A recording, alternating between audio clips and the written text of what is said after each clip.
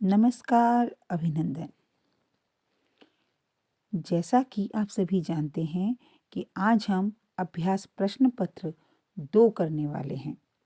हम जितने अभ्यास प्रश्न पत्र करेंगे, उस अभ्यास से हम परीक्षा के लिए उतने ही तैयार होंगे। तो आइए प्रारंभ करते हैं। अभ्यास प्रश्न पत्र 2 का प्रश्न नंबर 1, अपठित गद्यांश, जिसके अंतर्गत आपको इस गद्यांश को पढ़कर नीचे दिए गए उत्तरों में से प्रश्न के सही उत्तर का चयन करना है और लिखना है। तो सबसे पहले हम इस अनुच्छेद को पढ़ते हैं। स्वामी विवेकानंद जी का जन्म सन 1863 में हुआ। बचपन में उनका नाम नरेंद्रनाथ था। वे प्रारंभ से ही कुशाग्र बुद्धि थे।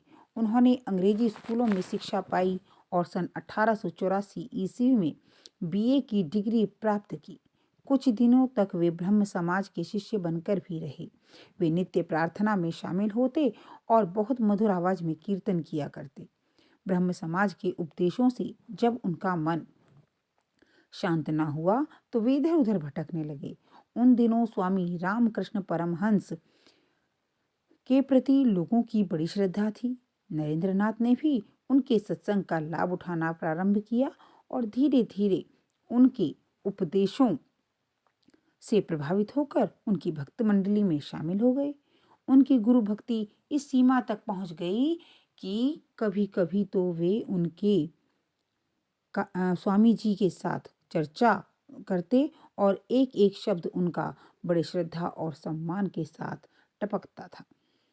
तो प्रथम प्रश्न क्या था? स्वामी विवेकानंद का बचपन का नाम क्या था? सुरेंद्रनाथ, देवेंद्रनाथ, नरेंद्रनाथ या महेंद्रनाथ? जी हाँ, नरेंद्रनाथ। विवेकानंद जी का जन्म कब हुआ? 1868, 1863, 1861 या 1865?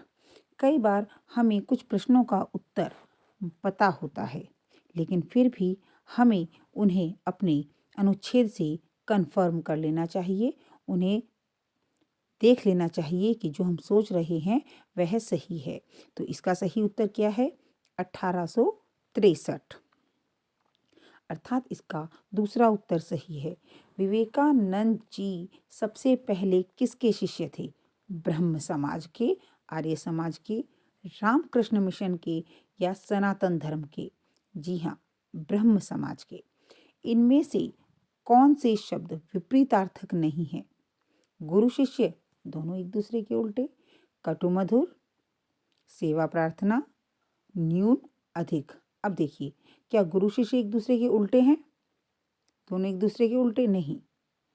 सेवा और प्रार्थना, कटु और मधुर, न्यून और अधिक, ये सभी शब्द एक दूसरे के उल्टे हैं। गुरु शिष्य भी, कटु मधुर भी और न्यून अधिक भी। जबकि सेवा और प्रार्थना एक ही अर्थ में प्रयोग किए जाते हैं। यानी हम सेवा और प्रार्थना दोनों किसी भी व्यक्ति जिसके प्रति हम अपने भाव व्यक्त करते हैं, सम्मान रखते हैं, उसके लिए करते हैं। कुशाग्र बुद्धि शब्द का समानार्थी? कुशाग्र बुद्धि, बुद्धिहीन, बुद्धू, मूर्ख, ये तो तीनों एक जैसे ही हैं। तो इसका सही उत्तर है तीव्र बुद्धि। मुझे आशा है कि आपको ये पांचों प्रश्न और उनके उत्तर समझ में आ गए होंगे। अब अगले प्रश्न की तरफ बढ़ते हैं। आपका परीक्षा में दूसरा प्रश्न होगा अपठित पद्यांश का, जिसके अंतर्गत आपसे कविता को पढ़वाकर उसके बाद प्रश्न दिए जाएंगे और उनके उत्तरों में भी आपको इसी तरह से बहुविकल्प मिलेंगे। तो देखते हैं अब इसमें क्या है, कौन सी कविता है और ये हमें क्या कहना चाहती है। भोर हुई पेड़ों की बीन बोलने लगी, पात पात हिले डाल डाल डोलने लगी। कहीं दूर किरणों के तार झंझना उठे, सपनों के स्वर डूबे धरती के गान में। लाखों ही लाख दिए तारों के खो गए, पूरब के अधरों की हल्की मुस्कान में। कुछ ऐसे पूरब के गांव की हवा चली, खबरेलों की दुनिया आंख खोलने लगी।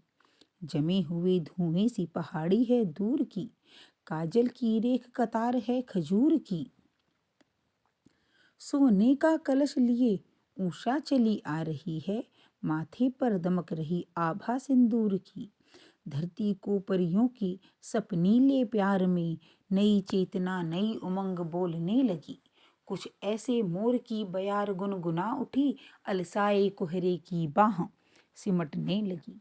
नरम नरम किरणों की नई धूप में राहों के पेड़ों की छाह लिपटने लगी। लहराई माटी की धुली धुली चेतना फसलों पर चुहचुहिया पांख बोलने लगी। बड़ी ही सुंदर कविता है। और इसका पहला प्रश्न, कवि ने किस समय का वर्णन किया है? तो इस कविता की पहली पंक्ति से ही भोर हुई पेड़ों की, इसी पंक्ति से पता चल रहा है कि भोर अर्थात प्रातःकाल का वर्णन किया गया है, अर्थात इसका प्रथम उत्तर सही है। दिए किसके हैं? दिए किसके हैं? तो दिए के बारे में आप देखिए, कौन सी पंक्ति आपको दियों के बारे में बता रही है? देखिए, कुछ मोर बयार गुनगुना, अलसाए कोहरे की बाह सिमटने लगी। अब आप देखिए, यहाँ से वहाँ तक आप अपनी नज़रों को घुमाइए और देखिए कि आपके प्रश्नों के उत्तर जो हैं वो कहाँ पर हैं। दिए किसके हैं? जुगनुओं के हैं, माटी के हैं, तारों के हैं या पीतल के हैं? तो ये हैं तारों के, कि दिए तारों के खो गए, तारों के दिए हैं। तीसरा उत्तर सही है। दूर की पहाड़ी कैसी दिखाई दे रही है? दूर की पहाड़ी कैसी दिखाई दे रही है? कि जमे हुए धुएं सी पहाड़ी है दूर की। अस्पष्ट, जमे हुए दही सी, धुंधली, जमे हुए धुएं सी। तो इसका आखिरी अर्थात घ पार्ट सही है। सोने का कलश क्या है? सूर्य, तारे, चंद्रमा या बादल? ये देखिए, दूसरे पैराग्राफ की पहली पंक्ति में ही इसका उत्तर दिया है। सोने का कलश लिए उषा चली आ रही है। सोने का कलश अर्थात सुबह का उगता हुआ वो पीला सा सूर्य, है ना। भोर की बयार के गुनगुनाने का परिणाम क्या है? अर्थात सुबह सुबह जो हवा चलती है उसके गुनगुनाने का परिणाम क्या है? चुहचुहिया पांख खोलने लगी, अलसाए कोहरे की बाह सिमटने लगी, राहों के पेड़ों की चाह लिपटने लगी या माटी में चेतना आ गई। तो इसमें धुली धुली माटी में चेतना फसलों पर चुहचुहिया पांख खोलने लगी। तो इसका प्रथम उत्तर ही सही है। ठीक है। अब देखिए आप कि जो हम जब इस पंक्ति को पढ़ रहे हैं कि हमने कहा कि इसका अर्थ, इसका उत्तर है चुहचुहिया पांख खोलने लगी। हमें ये सही लग रहा है। अब हम पढ़ें लहराई माटी की धुली धुली चेतना, ये भी सही लग रहा है। लेकिन इस पंक्ति के साथ जुड़ी पंक्ति है कि बयार गुनगुना उठी, अलसाए कोहरे की बाह सिमटने लगी। तो इसका ग पार्ट ही सही है। ठीक है। तो ये दोनों प्रश्न आपको बहुत अच्छे से समझ आ गए होंगे। तो आप इन दोनों प्रश्नों को भली भांति अपनी उत्तर पुस्तिका में लिख लेंगे और इनको बड़े ध्यान से करने का प्रयत्न करेंगे, जिससे कि आपको पूर्ण अंक मिल सकें। और उसके पश्चात अपने कार्य की PDF बनाकर आप मुझे भेज देंगे, अपनी क्लासरूम पर अटैच कर देंगे। ठीक है। ओके, आज के लिए इतना ही। आगे के MTP के लिए अगली वीडियो देखना बिल्कुल ना भूलें और अपने कार्य को समय से पूर्ण करें।